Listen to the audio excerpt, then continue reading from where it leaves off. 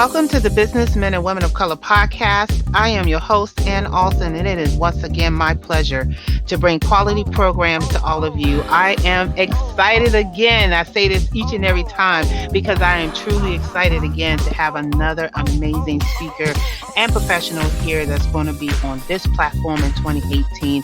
And if you're not on this platform in 2018, you're missing out. So make sure you jump on 2019 for the BMWOC in 2019. Just in case you didn't know, the purpose of the BMWOC is to not only share our industry information, but we are encouraging you, the working professional, college students, and enthusiasts to look at the different trends in our industry and really take notice of what is going on so that you can make an informed decision about your professional career. I also want you to take a moment to visit all of the pages and listen to all the podcasts that we have posted this year. In this season, we have such a ton of information from so many amazing professionals. So take advantage of this opportunity because you can't get this anywhere else but the BMWOC. I would also like to take a moment to thank our corporate partners and sponsors, who's are Cat Serrano, LLC, Cheryl Wood and Powers, Concern and Learning, Evangelism Radio, Genesis Preferred Solutions, J Coach International, Nels Tax Help, My Financial Home, Power, STCI, and the student teacher, along with our other business affiliate partners, and everyone who is participating in this podcast this year. So again, today we have another amazing motivational speaker that's here on board talking to us today, and that is Carmen Nelson. Carmen is a retired U.S. Marine. She's an entrepreneur, professional speaker, growth advisor, and community leader. She has grown up in the urban areas of Queens, New York, where her village taught her the importance of education, hard work, faith, family, and community service. She has also earned a master's degree in human resources management with a concentration in organizational leadership from the National University of San Diego, California.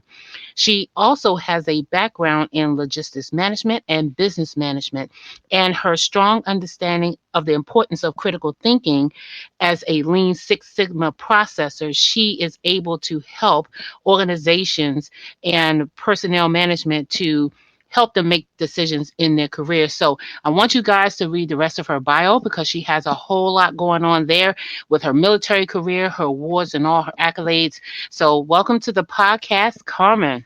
Thank you. Thank you. How are you today? I am doing fantastic, girlfriend. You are doing it all. Military background, leadership, all that kind of stuff. Talk to us about who you are, where you're from, and how did you get into the military? Let's start with that. Oh my goodness. I'm going to tell you, the military was a mistake in my eyes. Okay. A mistake? How could that be a mistake? Yes. I didn't know much about the military at all. And I had a neighbor who's like my mom. She's my second mom, Jessie Cologne, who had a son join the military.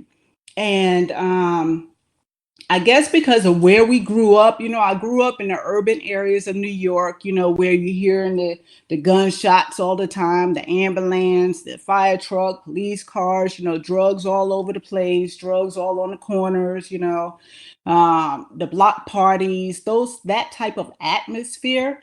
And she really just wanted to get me out of New York. She wanted to get me to a place where I can thrive. And what ended up happening was a recruiter came to my house, and I was already in college. So I had already finished high school. I was in college, and I was holding my sister, who is 17 years younger than me. And so 17 years younger than you? Yes, Wow. yes, Okay. yes. My mom was still doing her thing. So, yes, Okay. and so I opened the door, and here I am in my robe, and I'm holding my sister, and I see this Marine recruiter standing there, and he said, "I'm looking for a Carmen Davenport." And I'm looking at him like, okay, I'm Carmen Davenport, and he said, well, I was told that you wanted to join the military. And I said, oh no. I said, I'm in college. You know how you snapping your fingers? I'm in college. I'm in college. Yeah, I'm in college. Okay. We because we don't hear of, a lot of the urban kids going to school. And although it was a city university, it was still college to me. That's what I knew. And so I yelled upstairs and I was telling my brother, who's 2 years younger than me, you need to come downstairs. This recruiter's at the door for you. And so that's what happened there. But about maybe 6 months later, a good friend of mine wanted to go up to the recruiting station after school. And so I met her. We went up to the recruiting station, and next thing you know, they done tested both of us. That's what they do. So they tested both of us. Oh, y'all are both alphas. Y'all are really good. You could do whatever you want in the military. And Hmm. next thing you know, I signed up. Oh, Lord. Yeah, and she didn't even know that I signed up. My friend Robin Fortner, she's a sergeant major right now, still in the Marine Corps, but Wow. she did not know I signed up. But I told the recruiter, I said, "Look, if I'm gonna go, I need to go with her. We're going together." So we joined on a buddy program. Yeah. Oh, And then being that we, for me, being from New York and dealing with the things that I had already dealt with, dealing with the shootouts and going to numerous parties and having to run because they're shooting and hiding behind cars and hiding behind walls. And with that, I said, okay, this is something that I'm dealing with, at home. If I'm gonna join the military, I need a step up. I need a challenge. And that's why I chose the Marine Corps. Of course, we know that they're the best military branch that there is. So, I had to go to the best. well, I am Yeah. glad that you got through it and you're back and everything like Uh, that. So, what happened after you came out of the military? Well, once I came out, well, while I was in, I did 3 tours. And I did 3 combat tours. And, it just got to the point where you're seeing so many different people, so many different countries that are suffering, and we just don't realize in the United States how blessed we have it. A lot of these countries don't have water, they don't have freedom, they can't go anywhere. They have to do and say whatever their regime is saying, for them to do. They just don't have freedom. And here in the United States, I started recognizing that we have freedom and still don't take it, still don't live the life that we're supposed to live. I mean, we were all granted an abundant life, and we just don't take it. We don't live it. And once I decided that it was time for me to retire, I said, okay, I'm never working for another organization again. I've always had this drive or this seed in me to be an entrepreneur. Always, since I was small, I always knew that I was going to own my own business and that I was going to help people. That's my gift, is helping people. Okay. Yeah, and so once I got out, I decided, something, it's time for me to go ahead and start helping people the way I want to help them. I helped while I was in the military, of course, but now it's time to really help people get over their barriers and Mhm. to live that life that they should live. And that's what I'm doing. Okay. And so, while you had that ideal in your mind, is this when you decided to go to college and earn your master's degree in human resources and do leadership and things like that? Did you do that while you were in the military, or did you pursue that after the military? Oh no, I did that while I was in the military. So I was able to receive my master's while I was in the military. And the my first degree, my associate's is in business management. My bachelor's is business management with a major in management. And then my MA is human resource with the purpose of establishing a nonprofit. That was my initial goal, but I know that with human resources, that's going to go a long way. Absolutely, absolutely. I'm glad that you actually took the time you were in the military to figure out which direction you wanted to go in terms of helping people and choosing human resources as one of your accolades, because if that's what you were doing, you definitely was going in the right direction. And then you have a background in logistics management. Did that come about as you were also in the military, the logistics part, or did you kind of accomplish that as you came out of the military? No, the logistics is the field that I was in while that was my specialty in the military. And what I actually did within the logistics field is ensuring that the readiness of our equipment was up to par for training and for deployments. So, for all of the equipment that we have within the Marine Corps, the trucks, um, the LAVs, I know a lot of this language isn't going to be known, but the trucks, the weapons, everything that we use to fight is what I was responsible for as far as the readiness and identifying if we're going to be able to complete a mission. And so, Okay. yeah, so that was my responsibility, was making sure we were able to connect all of the logistics, getting the parts, Hmm. making sure that the Marines were trained and they were able to repair all of the equipment as well as conduct their actual training for deployments. Okay. All right. One of the questions that I often ask when I'm speaking to someone, who, especially a female in the military, what was your experience? Did you have a decent time in the military? Did you have a hard time? Were there challenges being a female in the Marines? Definitely challenges. A lot of the things that the world is dealing with right now, I've dealt with. I've dealt with the hashtag Me Too. I've dealt with the harassment. I've dealt with the glass ceilings. So a lot of the things that everybody else deal with, we still deal with it in the military, and it's a little deeper because it's a male environment. That's a male environment, especially the Marine Corps. And you have to be top notch to be accepted, Mm-hmm. and we don't have that many women in the Marine Corps, let alone African American women, especially to reach the senior positions such as I.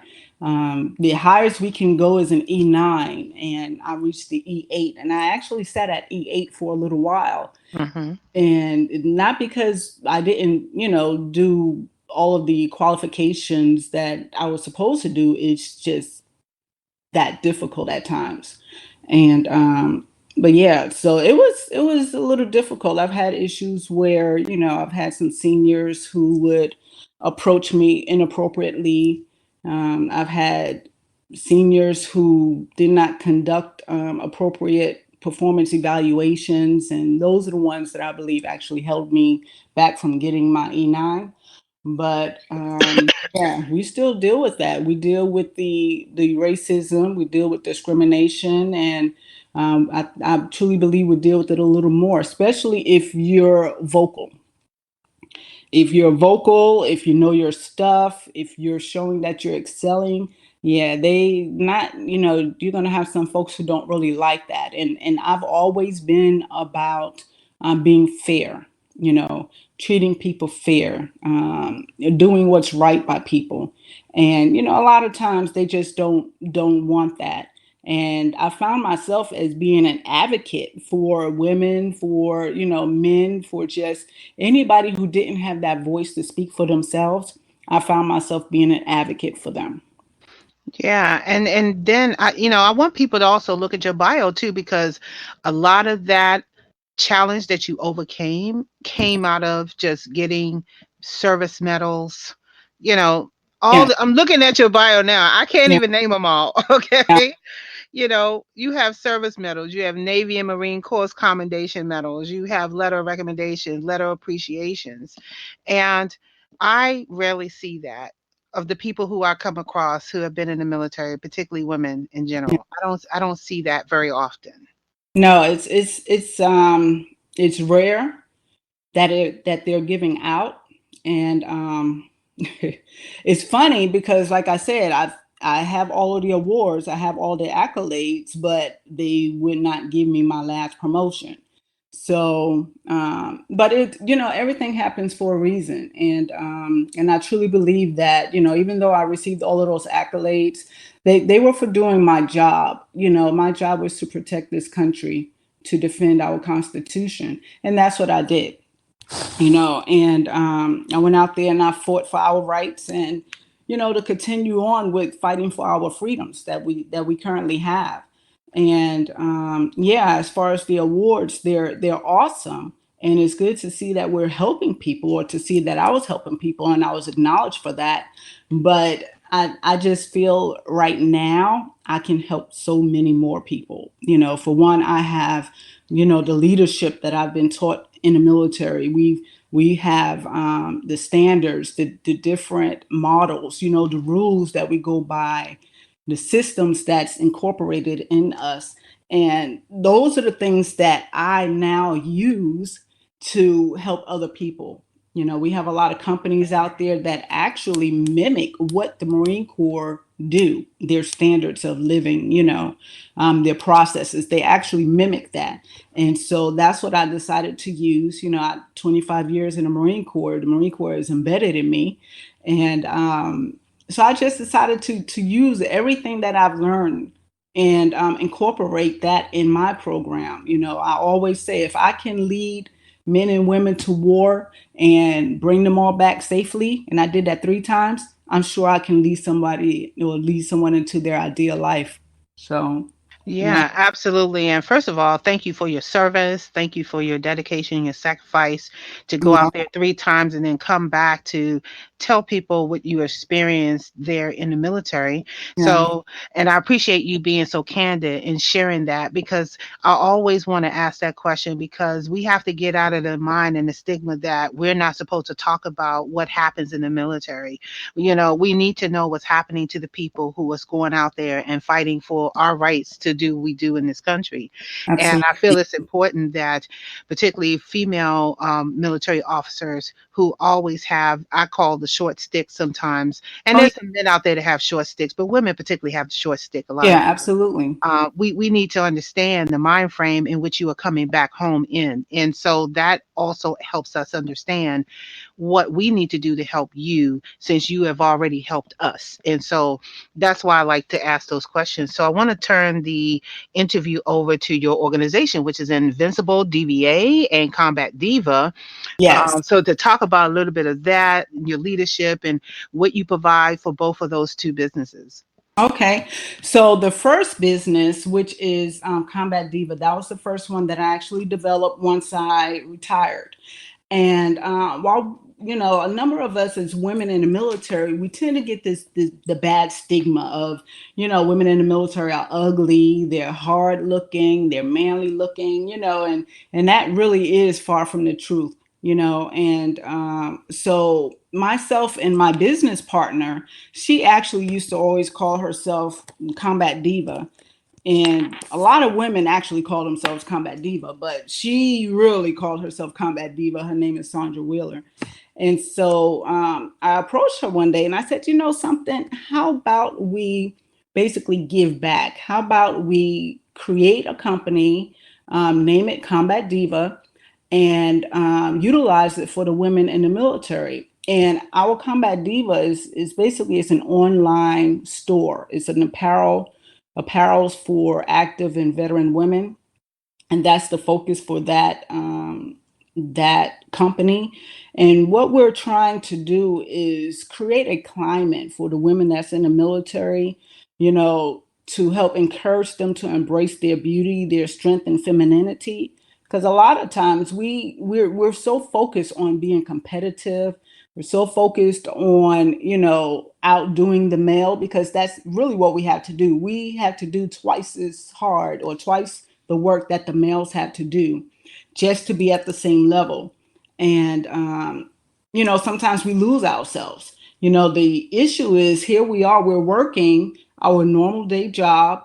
A lot of times we're out training, we're in the field, we're deployed, and we're leaving our family to someone else, or we're doing all of this for the military, And then we have to come home after work and we take care of our husbands, our children.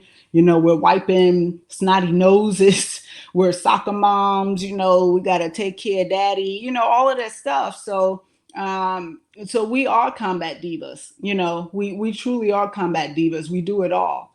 And we don't have a problem with doing it all, Hmm. but we just need for the women to really embrace that. You can go and serve your country and work alongside your male counterpart, but don't forget that you're a woman. Don't forget that you're a lady. You can still Right. put on, yeah, you can still put on your makeup, or you can still put Hmm. your lipstick on. And, when we get off of work, go put your high heels on and your jeans. So we can still do that. And that's what we did with Combat Diva. So if there's any women out there, any, veterans, um, if you know a woman, a veteran, go to our website. Our website is www.combatdiva. That's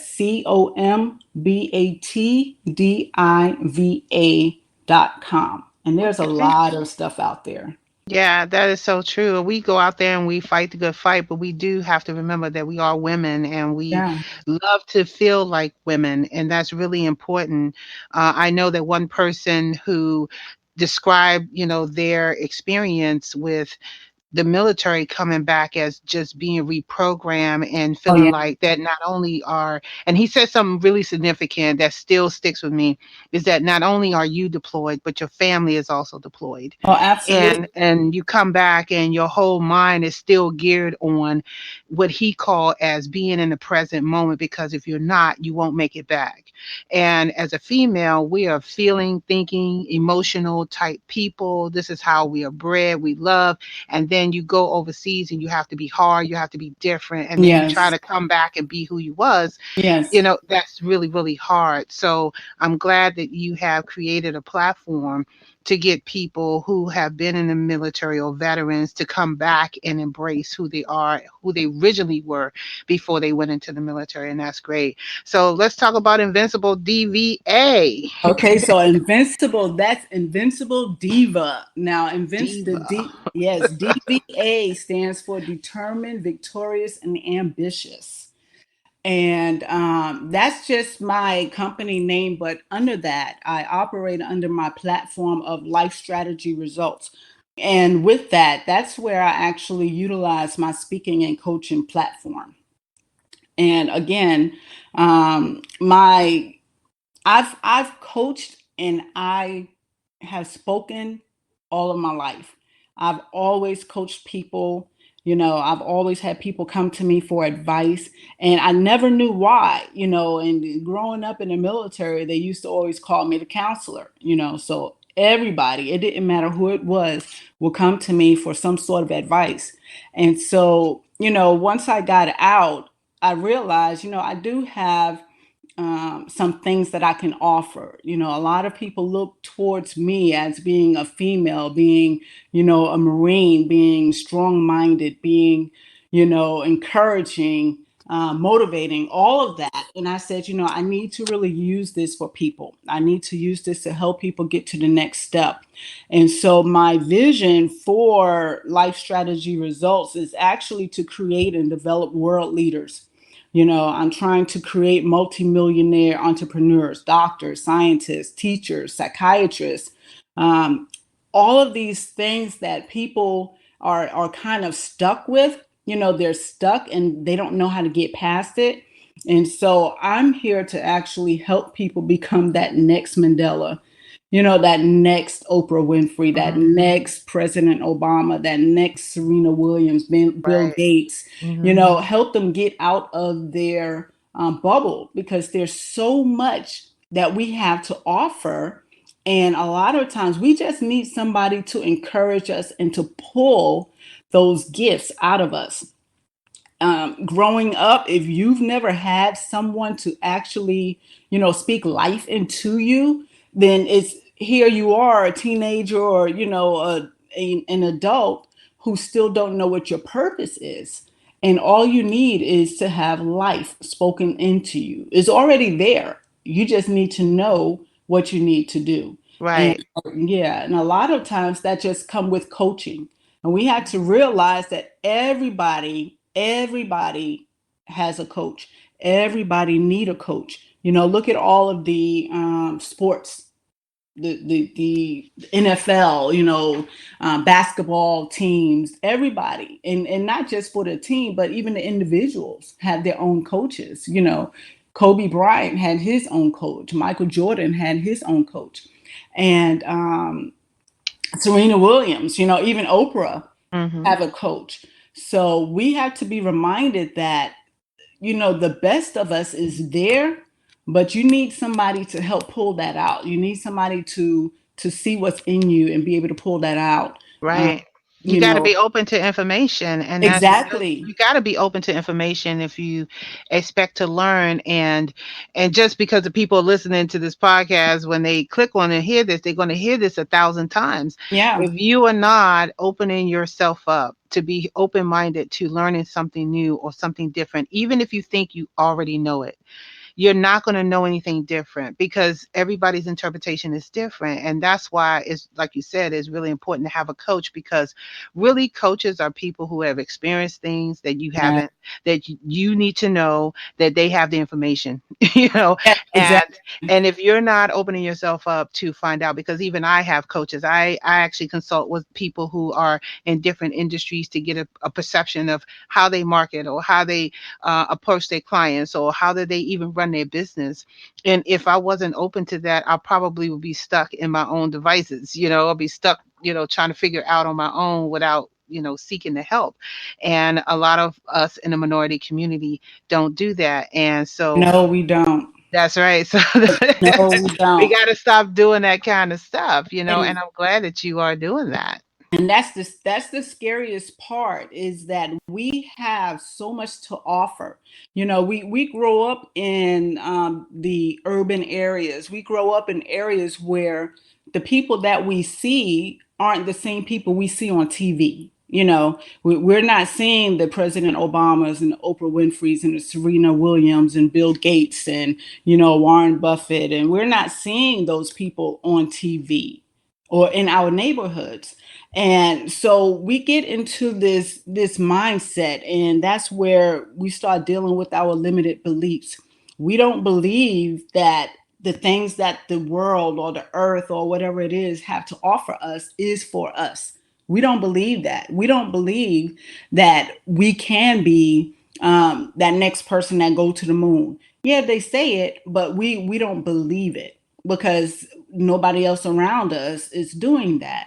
The people around us are selling drugs. The people around us are robbing other people just to make to make a living. The people around us are their knowledge is so limited that here it is, when they get a little bit of money, they go out and buy this expensive car, but they living in a trailer home.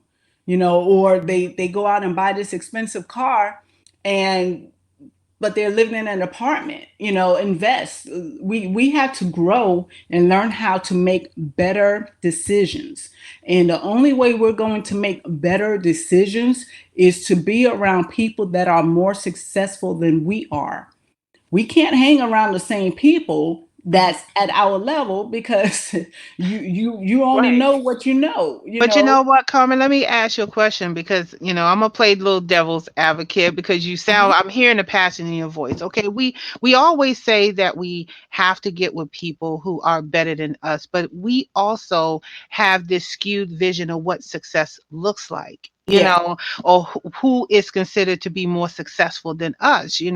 So let's talk about the definition of success, really. Mhm. Because I don't want people saying, oh, this person is doing this thing, they're more successful than me. Let's look at what that word really means and how it's so different for so many people, right? I know success for me means that I was able to pay my bills this month, Yeah, or, that's true. or That's maybe I was able to get that good car living in my apartment, because sooner or later I'm going to end up, getting me a house at one point. But, you know, what is your definition, like when you're actually coaching folks, what is your definition of success that you want people to see?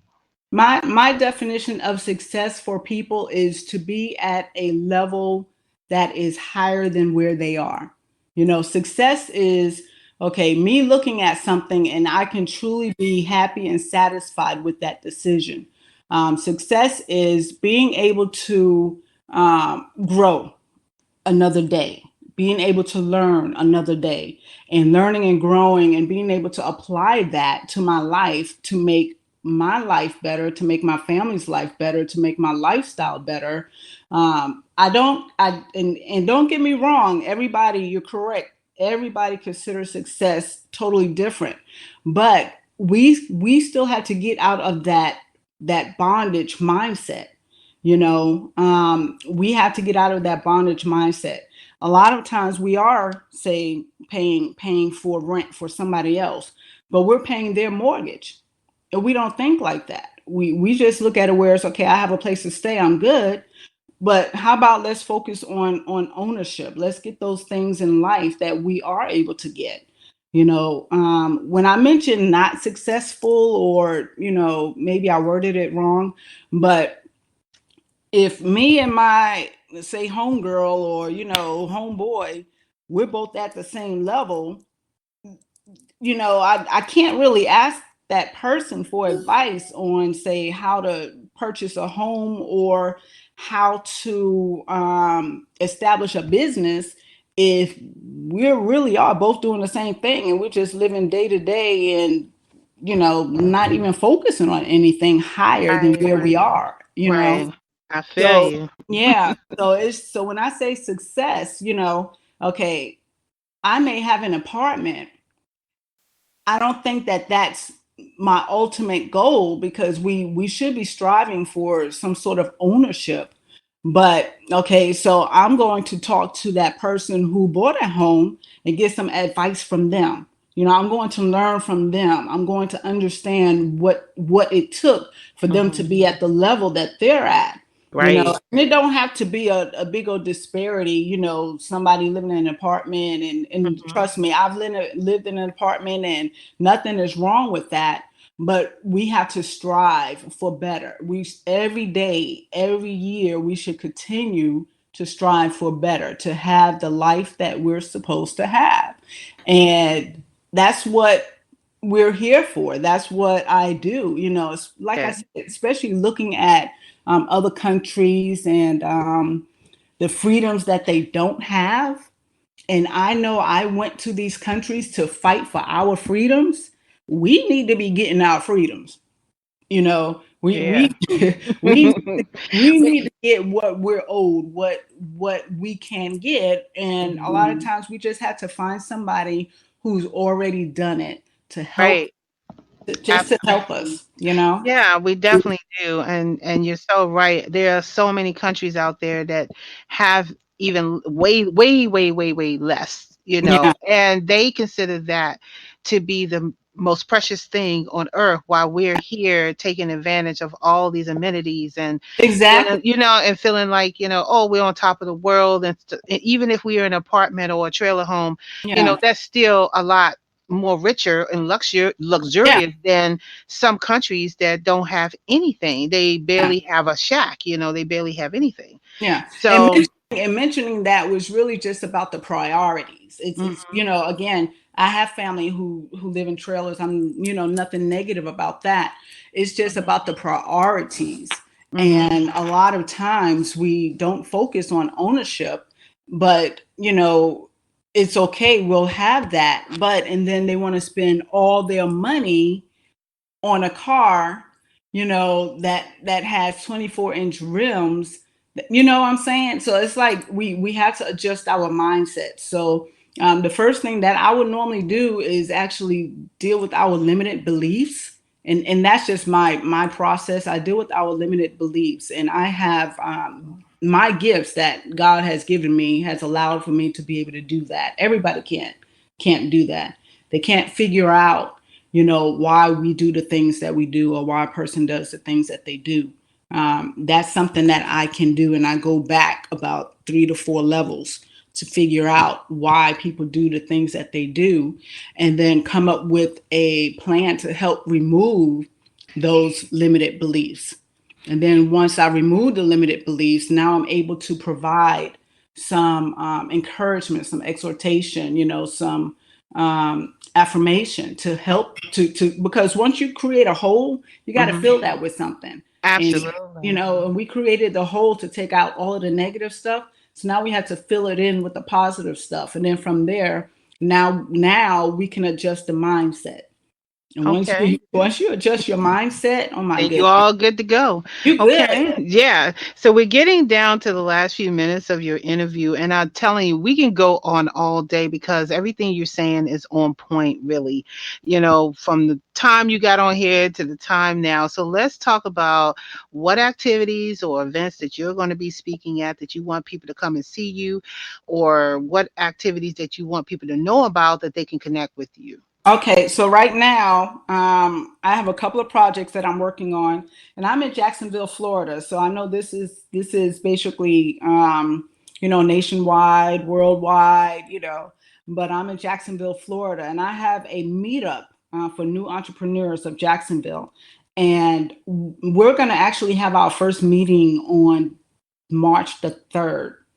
And if you want to get some information on that, you can go to the New Entrepreneurs of Jacksonville and the meetup, and you'll see my group out there. And what I'll be doing is actually giving some nuggets for my book that's going to be coming out soon. I have a book that I'm planning to release on an ebook, and it's called The Warrior Stance. See everything I'm doing, putting that military mind to it. So it's called a warrior stance, and it's the 13 coaching principles to building and living a fulfilled life.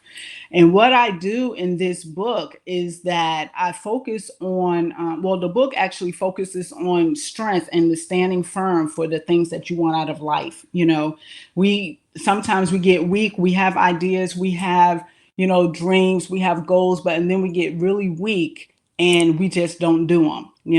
So this book here is going to help you move forward in accomplishing everything that you want in life, whether it's for your family, for your job, for a lifestyle, for wealth, whatever it is.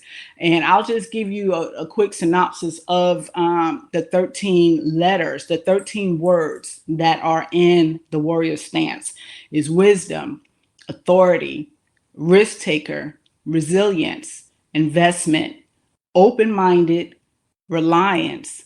And then for stance is set goals. And then you have target, you have an allegiance, you have network, cognizant, and then enthusiasm.